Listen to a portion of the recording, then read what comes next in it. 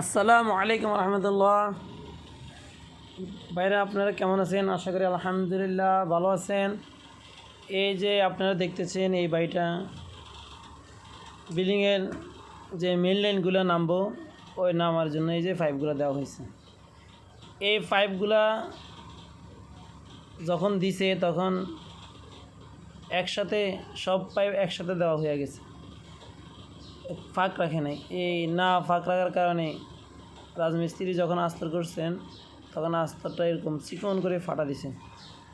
এই ফাটা আস্তে আস্তে কোনো এক সময় এই আস্তরগুলো জড়ে পড়বে। এই জন্যে ওই যে বিল্ডিংয়ের এই কাজটা হয়েছে ওই বিল্ডিংয়ের মালিক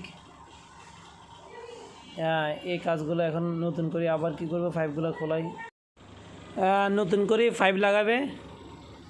আর আপনারা সামনে ভবিষ্যৎ